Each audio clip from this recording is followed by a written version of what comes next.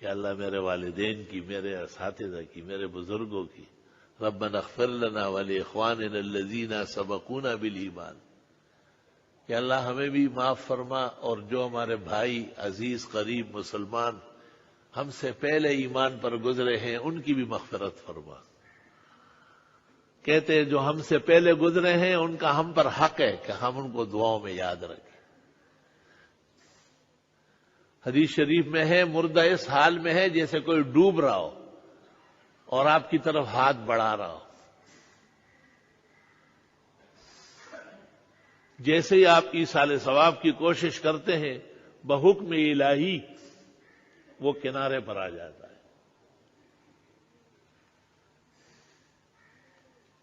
میں نے خود ایک محترم مکرم خاتون کے ایصال ثواب کے لیے بڑی کوشش کی۔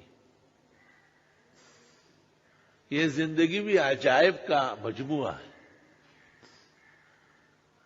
اپنے علم اور دانش کے مطابق تمام تدابیر ختم کی، لیکن بظاہر ان کو کوئی فائدہ نہیں ہوا۔ پھر اور جن کو میں رساں علماء سمجھتا تھا کہ وہ امور آخرت اور علم کے دقائق جانتے ہیں، ان سے میں پوچھتا تھا کہ یار کسی مردے کو دیکھنے کا کیا طریقہ ہے؟ تو لوگ جو مر جاتے ہیں ان کو بالکل بھول جاتے ہیں۔ وہ ایک آدمی نے مجھے ایسا دکھایا کہ یہ میرے باپ کی قبر ہے۔ میں نے کہا ویسے صحیح باپ تھا یا ایسے ٹکو باپ تھا؟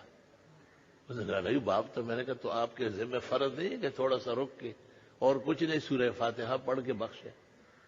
حلالی اولاد اس طرح ہوتی ہے۔ مجھے دکھ ہو رہا ہے کہ یہ مغفرت کی دعا کے بغیر یہاں سے اب جا رہا ہے۔ اتنا سخت دل ہونا مومن کی شان نہیں ہے۔ بخاری اور مسلم میں ہے کہ پیغمبر سے صحابہ نے پوچھا کبھی کبھی ہم گزرتے ہیں مسلمانوں کی قبریں آ جاتی ہیں، آپ نے فرمایا قولوا السلام علیکم یا اہل القبور یغفر اللہ لنا ولکم نسأل اللہ لنا ولکم العافیہ انتم سلفنا ونحن بالاثر۔ سلام کر لو، دعائیں مغفرت کر لو، عافیت مانگو اپنے لیے بھی ان کے لیے بھی، اور ان کو تسلی دو کہ آپ گئے ہیں اور اب پیچھے آ رہا ہے۔ ہمیشہ رہنے والی بس ایک اللہ کی ذات ہے۔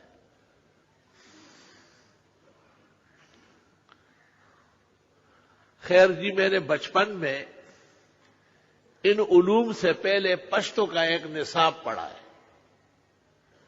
پشتو میں بھی ایک زبردست نصاب کسی عقل مند علماء نے تجویز کیا ہے، اور اب بظاہر لوگ لکھے پڑھے ہو گئے لیکن میرے نزدیک اجہل الجاہلین ہوتے جا رہے ہیں۔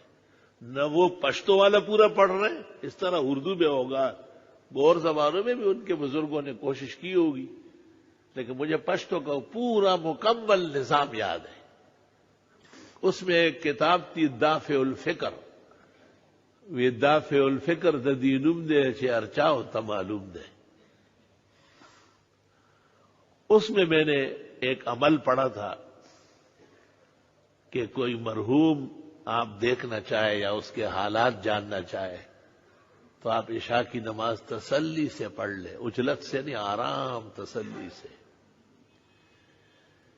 اور سونے سے پہلے 4 رکعت اکٹھی پڑھ لیں۔ پہلے میں سورۃ نبا، دوسری میں نازعات، تیسری میں عبسہ، چوتھی میں تکویر، یا جو سی صورت آپ کو آسانی سے یاد ہو، اور اس کو بخشے، اور یہ دعا کر لے کہ یا اللہ اس کو آرام ملے، راحت ملے، اگر وہ کسی تکلیف میں ہے تو یا اللہ اس کو معاف فرما دے۔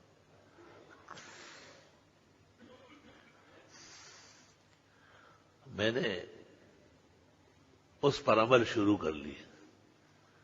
میرے خیال سے 2 ہفتے یا 3 ہفتے گزرے ہوں گے کہ اس مرحومہ کو میں نے خواب میں دیکھا، اور وہ بالکل ایسی لرز رہی ہے جیسے سخت ٹھنڈ کے موسم میں کوئی پانی سے نکلا ہو۔ اور بتایا کہ میں آخرت کے سمندر میں ڈوب گئی تھی۔ کشتی خداوند تعالیٰ کی طرف سے ملائک چلا رہے تھے، اور ہر جگہ پورا باہر کو ڈھونڈا. اب یہ آپ نے جو عشاء کے بعد نفل بخشنا شروع کیا ہے تو اس میں مل گئی ان کو. اب میں خواب میں ان کو دیکھ کے میں زار و قطار رو رہا ہوں بہت زیادہ کہ بھئی یہ تو بہت سردی. اس نے کہا نہیں اب یہ سردی ختم ہو جائے گی. حکم ہوا ہے کہ دوبارہ اس کو نہ ڈبو.